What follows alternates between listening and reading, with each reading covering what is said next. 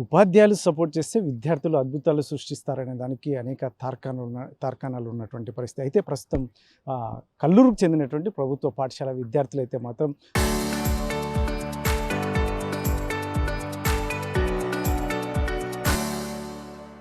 మహారాష్ట్రకు చెందినటువంటి వర్లి ఒక షెడ్యూల్ తెగకు సంబంధించినటువంటి వర్లి ఆర్ట్ని సంపూర్ణ రామాయణానికి ఏదైతే ఉందో పార్ట్స్ మీద కూడా ఏదైతే చూడవచ్చు మనం విజువల్స్లో కూడా పిల్లలు ఈరోజు ఏషియన్ బుక్ వరల్డ్ రికార్డ్ కూడా సాధించినటువంటి నేపథ్యం. ముఖ్యంగా ఈ పిల్లలంతా కూడా ప్రభుత్వ పాఠశాలలో చదువుతున్నటువంటి పిల్లలు. ఇక్కడ టీచర్స్గా పనిచేస్తున్నటువంటి ముఖ్యంగా వరలక్ష్మి ఇంగ్లీష్ టీచర్ వారు సపోర్ట్తో ఈరోజు పిల్లలు అద్భుతమైన ఒక రికార్డుని సొంతం చేసుకొని జిల్లా కలెక్టర్ చేతుల మీదుగా కూడా ఈరోజు ఆ మెడల్స్ సర్టిఫికేట్స్ అందుకున్నటువంటి నేపథ్యంలో మరి మొత్తం ఆ టీం అంతా ఉన్నారు ఇక్కడ. ఏం చెప్తారు అసలు ఇటువంటిది?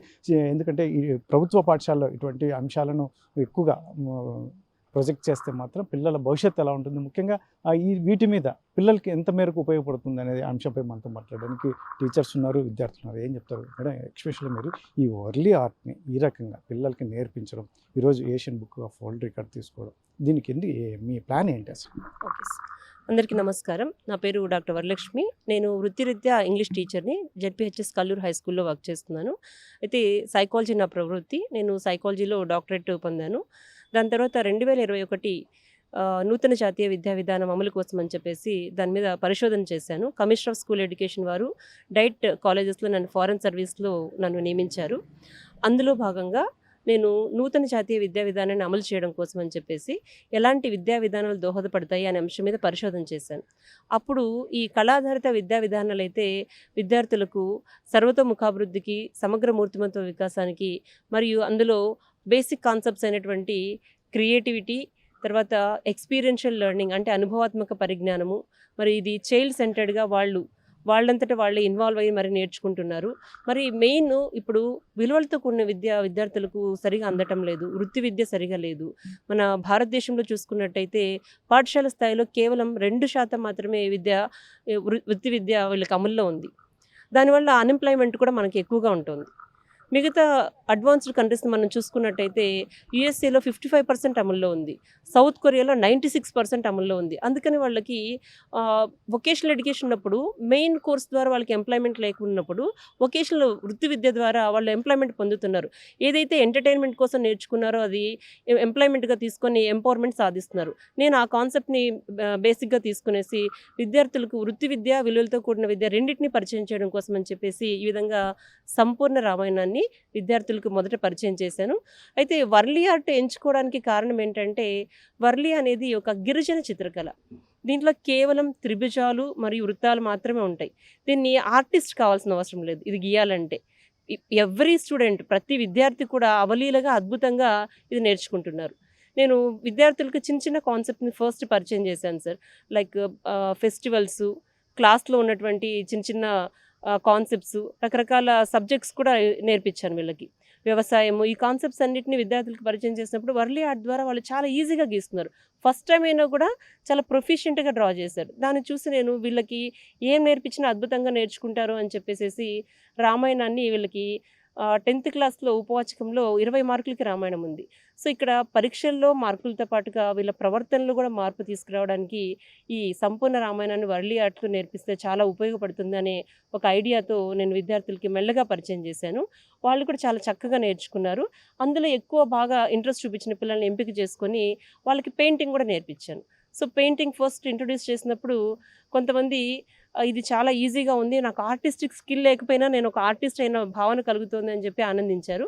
దాంతో నేను ఫస్ట్ మాకు February 7th మాకు తెలుగు బుక్ ఆఫ్ రికార్డ్ వచ్చిందండి ఈ వర్లీ ఆర్ట్కి, నాకు నా కూతురికి.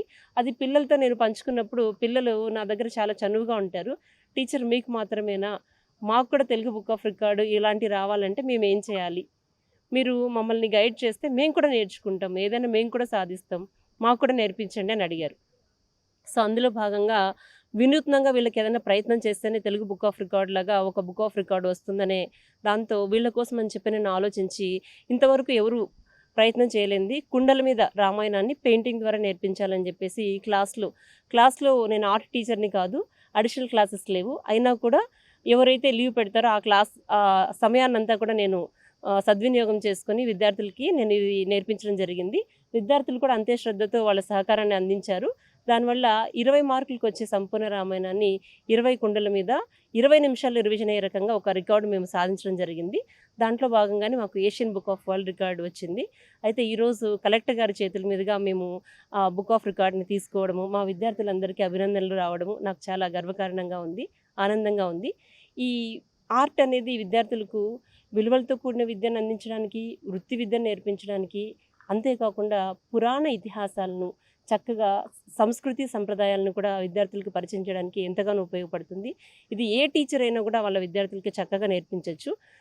ప్రతి టీచర్ కూడా దీన్ని వాళ్ళ విద్యార్థులకి ఇంప్లిమెంట్ చేయాలని నేను కోరుకుంటున్నాను సార్. మీరు ఇప్పుడు చెప్తున్నది వల్లి ఆర్ట్ అనేది చాలా పిల్లలకి ఈజీగా నేర్చుకోవచ్చు చాలా అని. easy sir. అందులో ముఖ్యంగా ఇప్పుడు వీళ్ళు మెంటల్గా కూడా ఒక స్టెబిలిటీ కావచ్చు ఇలాంటి అవును ఇటువంటి రాబోయే కాలంలో నెక్స్ట్ ఎందుకంటే ఈ ప్రెజర్స్ ఇటువంటివన్నీ కూడా వీళ్ళు ఎదుర్కొనేందుకు దోహదపడే అవకాశం ఉంటుందా? తప్పకుండా sir. As an education psychologist నేను చాలా ప్రోగ్రామ్స్లు కూడా నేను ఇంట్రడ్యూస్ చేశాను. ఇప్పుడు విద్యార్థులకు టైంపాస్కి వేరే ఏం లేకపోవడం వల్ల ఎక్కువగా డిజిటల్ అడిక్షన్ అనేది విద్యార్థులు ఉన్నట్టు సమస్య.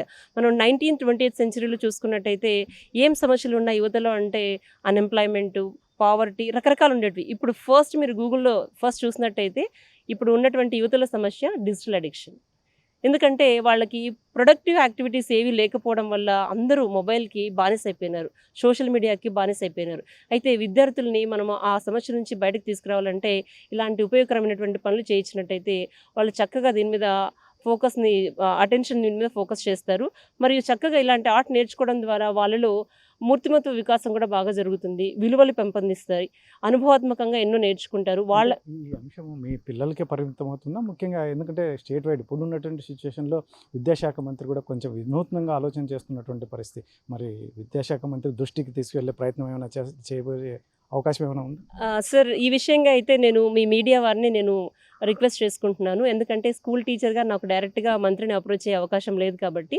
అయితే నేను నా సర్వీసెస్ని స్టేట్ వైడ్గా ఇవ్వడానికి నేను సిద్ధంగా ఉన్నాను. నా ప్రాజెక్ట్ని కూడా SCRT ద్వారా వాళ్ళకి సబ్మిట్ చేశాను. ఇప్పుడు ఈ రామాయణాన్ని కేవలం మా స్కూల్కి మాత్రమే పరిమితం కాకూడదని నా కూతురు ఒక 100 స్కూల్స్కి తను పరిచయం చేస్తుంది. అయితే రాష్ట్ర వ్యాప్తంగా దీన్ని అమలు చేయాలంటే మంత్రి గారు, విద్యాశాఖ మంత్రి గారు దీన్ని గమనించి దీని మీద ఏదైనా స్పెషల్ ఆర్డర్ ఇచ్చినట్టయితే నేను దీన్ని ఇంట్రడ్యూస్ చేయడానికి సిద్ధంగా ఉన్నాను సార్. సార్ ఏం చెప్తారు సార్? మీ పిల్లలు ఈరోజు సాధించినటువంటి విజయం అంత ఆషామాషి విషయం కాదు. అది కూడా వర్లీ ఆర్ట్ అనేది ఏదో తెగకు సంబంధించినటువంటి వర్లీ ఆర్ట్ని నేర్చుకొని ఈరోజు ఒక రికార్డు సాధించడం, దీన్ని మీరు ఒక టీచర్గా ఏం చెప్తారు? నమస్తే అండి, నా పేరు శ్రీనివాస్ రెడ్డి. నేను కల్లూరు హై స్కూల్లో ఇంగ్లీష్ అసిస్టెంట్గా పనిచేస్తున్నాను. సో పిల్లలు మేము క్లాస్లో చూసినప్పుడు మేడం గారు ఒక ఇంట్రెస్టెడ్గా పిల్లలకు ఒక ఆర్ట్ వర్క్ నేర్పించడం గమనించాం మేము. సో పిల్లలకు చాలా మార్పు అన్నటువంటిది వచ్చింది ఈ ఆర్ట్ వర్క్ ద్వారా.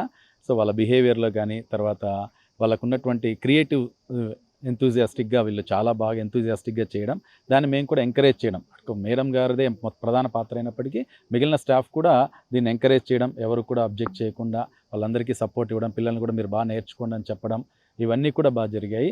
సో ఇవాళ అయితే మేము చాలా హ్యాపీగా ఉన్నాం. కలెక్టర్ గారు మా పిల్లల్ని అభినందించడం, వాళ్ళ కృషిని మెచ్చుకోవడం, ఆ సర్టిఫికేట్స్ని వాళ్ళ చేతులుగా కలెక్టర్ గారి చేతుల మీదుగా అందుకోవడం, మా DO గారు కూడా దగ్గరికి వచ్చి మమ్మల్ని అభినందించడం, ఇదంతా కూడా మాకు చాలా సంతోషంగా ఉంది. ఇలాగే ముందు కూడా మేము కల్లూరు హై స్కూల్ నుంచి ఇంకా కొన్ని మంచి రికార్డ్స్ సాధిస్తామని తెలియజేస్తున్నాం. Thank you. ఏం చెప్తారమ్మా? మీ స్కూల్ నుంచి ఈరోజు మీరు ఏషియన్ బుక్ వరల్డ్ రికార్డ్ సాధించారు, వర్లీ ఆర్ట్ నేర్చుకున్నారు.